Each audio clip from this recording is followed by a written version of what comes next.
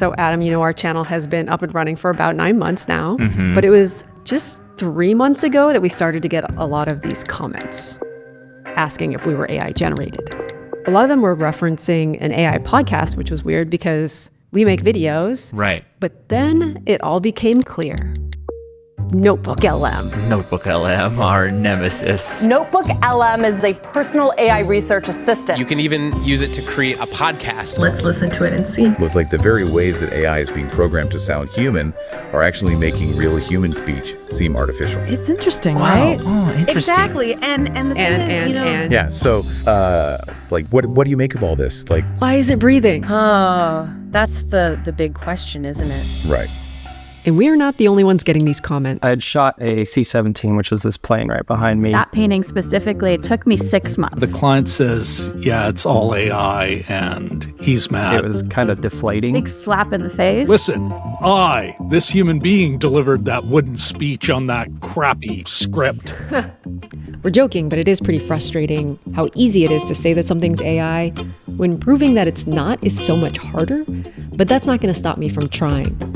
My goal is to prove to you that I'm real using a special camera app that adds a digital record of authenticity, so we can find out if a new system called C2PA can help us preserve whatever's left of our shared reality.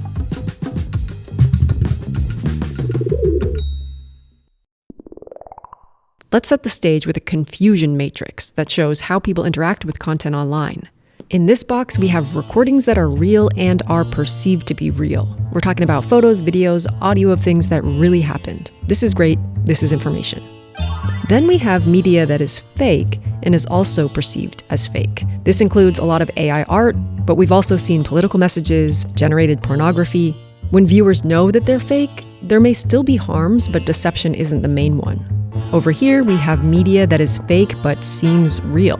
We call these deepfakes. This is where scams are thriving and the threat of disinformation looms large. Some people argue that the rise of these deepfakes means that we should believe no one and nothing and doubt everything, in the words of one researcher interviewed by the Washington Post. But that makes us more likely to make this mistake. Media that's perceived as fake but is real. This is apparently how some people see our videos, but it could also be an important piece of real evidence that someone is trying to discredit. Lawyers are calling that the liar's dividend or the deepfake defense. And they're just saying, wasn't me. The Shaggy defense. The Shaggy defense. Wasn't me. For the AI age. It's what this teen tried to do when she was caught on video vaping. And the clip was sent by a nosy mom to the coach of her cheer squad. That's not me on video because the teenager cried deepfake, launching the story into national media where it even inspired a made-for-TV movie. What's a deepfake? It's a video. Before the police admitted that there was no reason to think the video was fake.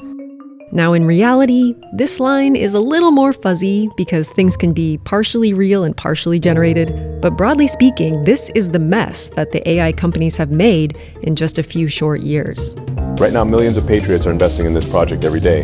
Has anyone noticed that Kamala cheated at the airport? Would you like to kiss your favorite celebrity? Police are unable to confirm the video was falsified. It sounded just like my grandson. Okay, so we definitely got scammed with the crystal mug. I think everyone's initial response to all this is to say we need to label AI-generated media, tag the fakes so that people don't get tricked. And both California and the EU have passed laws requiring AI companies to do that. But there are some issues with that approach. It's an Instagram link. Okay. Fit Aitana. So Aitana Lopez is a AI influencer. Oh, wow. This is not a real person. Not a real person. On mobile, there's a label that says AI info, and it kind of alternates with the location tag. Go into the comments of that post.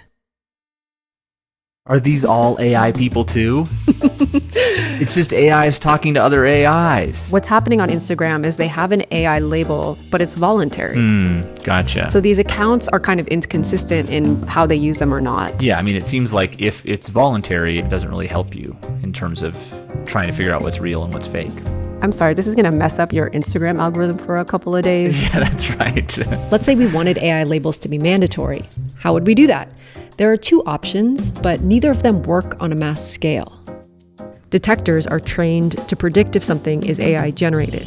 Their accuracy rates are all over the place, but even if they were correct 9 out of 10 times, which they're definitely not, That's still not reliable enough for labeling posts on social media, where false positive results have already led people to make hurtful accusations, like calling someone's photos AI stuff. The second technique is embedding an invisible watermark at the point of generation.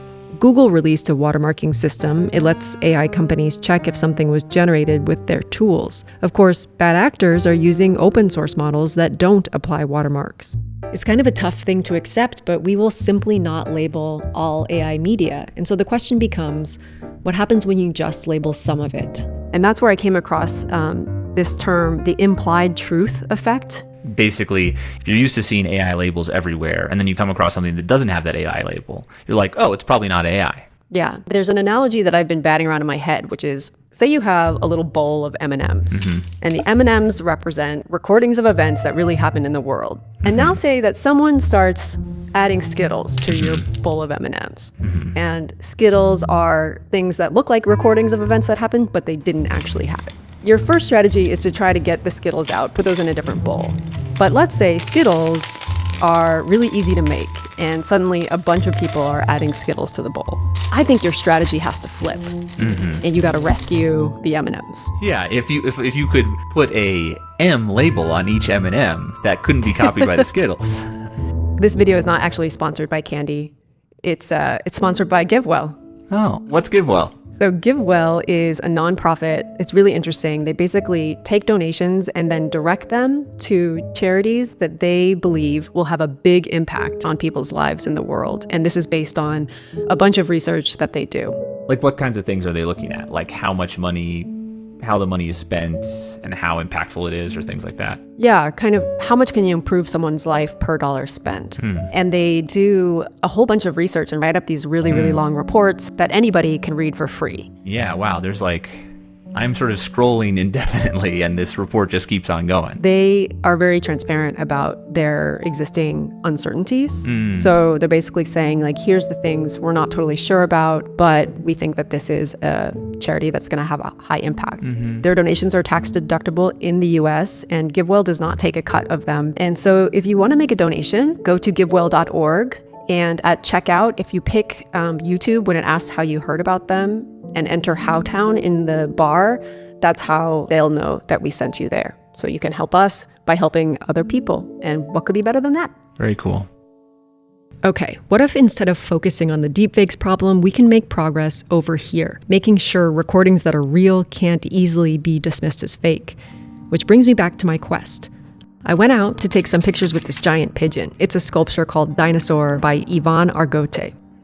But we didn't use my normal camera. We used a camera app from a company called TruePic. They normally work with businesses doing things like authenticating insurance claims, so it's not publicly available. But they let me use it to try out this system called C2PA, and that stands for the Coalition for Content Provenance and Authenticity. This is an effort that has been led by Adobe, but it includes a whole bunch of companies, including most of the big generative AI companies. And the idea is to use cryptographically sealed metadata to help us identify where a piece of media came from and how it has changed over time. So what does that mean, cryptographically? What was it? Cryptographically sealed metadata. How do you make cryptographically sealed metadata? I'm so glad you asked. Here we go. Okay. Metadata is just the information that's attached to a digital file, including when it was made and how. The problem is traditional metadata can be edited by anyone. If you went in and changed this image with AI, you could just use a metadata editor to make it look like it was an iPhone photo. So how can I prove that my photo is legit? One way would be to put it inside a kind of digital security envelope and seal it with a signature from the camera app, so other people could verify that it came from a trusted source. And there'd also be a little reference photo on the envelope so that you could compare it to the image itself and look for changes. That's what C2PA is building. It's an open source system so that any tool that makes images would also be able to make these envelopes and sign them. The thing that's opening the envelope is like Instagram? Yes. Or like... Ideally, the infrastructure can be built in across everywhere that we see media.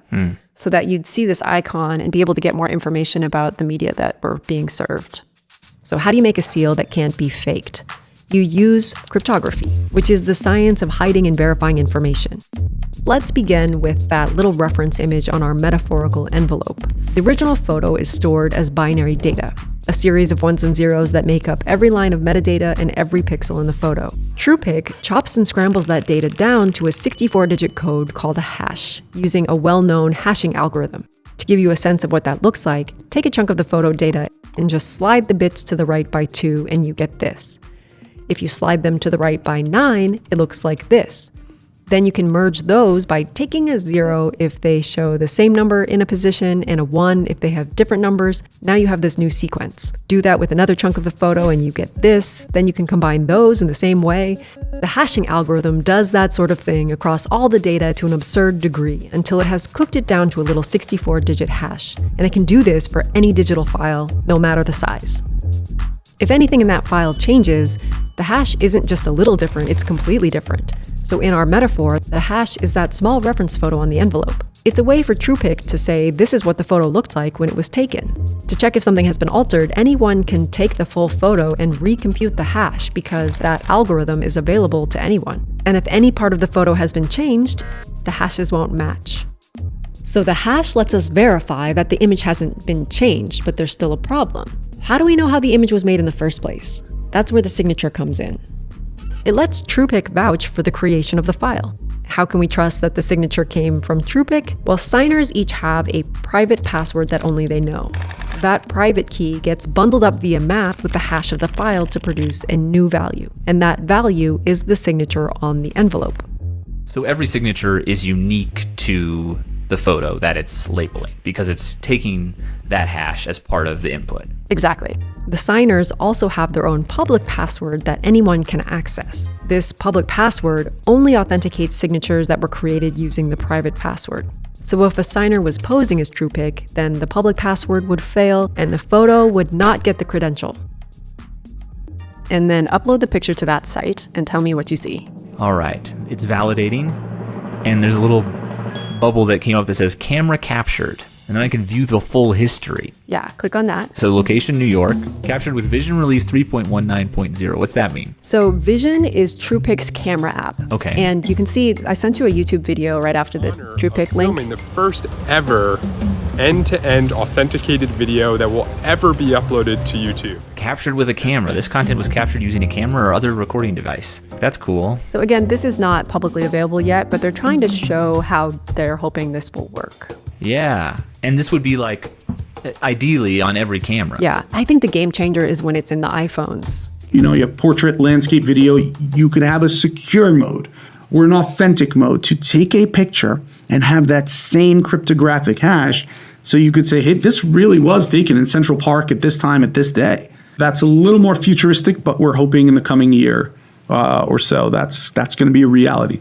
Now, you may be thinking of ways to game this system, and we'll get to that in a minute. But if we can get this right and make sure that it's voluntary so that it respects people's privacy, we could start to use these kinds of camera credentials when posting stuff to sell online, or listing an apartment, or setting up a profile on a dating app, or when we're documenting news events. A few years ago, a video spread on Twitter showing a former politician in Canada mocking Indigenous people. He apologized, saying he had no recollection of the events, but later he said the videos were fake.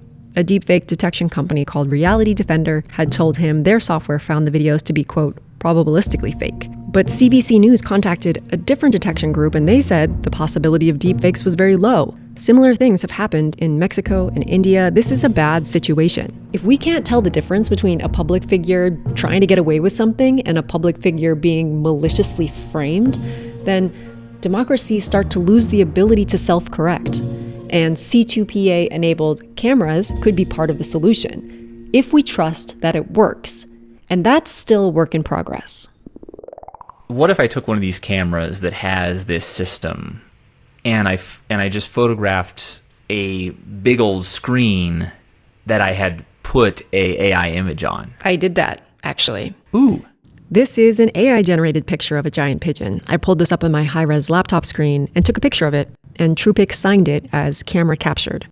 Now, they told me they use a machine learning system to try to catch when someone is taking a photo off a screen, but it didn't flag mine. They said that they're in the process of updating their detector, but in the meantime, it means that technically I can't prove that this image isn't also an AI-generated picture taken off a screen. But look at this. Sony says their C2PA-enabled cameras will use depth information from the sensor to verify that it's a 3D scene. That will require a special subscription. iPhones also use depth information for Face ID and portrait mode, so it seems like a solvable problem. It's just that C2PA itself doesn't solve it. C2PA is a tool that provides tamper-evident signatures for files once they're in the envelope. Some signers will make sure the metadata is true before it goes in there, but others might not. So we can't trust the badge alone, we also have to trust the signer. This is an open ecosystem. The upside of an open ecosystem is it's open and available and free of charge. One of the challenges of an open ecosystem is it's hard to require anything in particular without those levels of security. So we would encourage as guidance that any camera that has a depth map, put it to work for this very specific purpose. But it is the case right now that all the hardware doesn't offer that ability. One of the things that makes this whole effort complicated is that these companies are not just focused on cameras the way that I am in this video. They also want the AI programs to add C2PA to generated media, even if it's easy to remove if you don't want it there. They also want to let users add their name to their work and to show the edits that they make to a file over time. But it's hard enough to coordinate all these companies as it is. I tried to post my picture on LinkedIn, but the credential didn't show up. I also pulled it into Photoshop and the TruePic signature was gone. You know, you're catching us at an interesting time, and I partially wish that we were doing this conversation, a few months in the future, but nevertheless, it's important for your viewers to understand that this is what happens when you have a fast-moving standard that has just recently stabilized. I saw a video of you a little over a year ago asking Elon Musk what he thought about the idea of authenticating media. Yeah, I'm from Adobe. We're working on this project. Yeah. Twitter was a member. Love to see X come back. If you saw that video, you saw he gave sort of a very short, comically short answer. So some way of authenticating would be good. Yeah, that sounds like a good idea. We should probably do it. I'm optimistic that he meant it, and that in the fullness of time, it will become real. It sounds like we're going to see some trial and error over the coming months and years. And when it's ready, we're still going to have to meet them halfway. Viewers need to understand what it all means. And trust it, because I think that there's sort of you can sort of sound smart by just rejecting everything. Even if these tools are out there, people might say, oh, there's a way, there's probably a way around that. I'm sure they figured out a way to hack that sort of thing. Yeah. The way that things can be taken and represented on social media is pretty tricky. I mean, taking this verify website, what if someone took a screenshot of that and then changed the screenshot? Right. Just Photoshop on the credential. Yeah. So we need to not only get all of these pieces in place with all of these companies, but also educate all the viewers about the ways that this could be manipulated and what they need to be double checking. And I can't say I'm super optimistic about our ability to do that. I sent you a link from Threads, and it's a picture of an older woman on the subway wearing kind of like a shorter skirt. Mm-hmm. It's not okay to wear mini skirts after 50. Seems like classic sort of, what is it, rage bait or... engagement bait. Engagement bait. 21,000 comments at this time. If you click on the photo itself... Mm-hmm.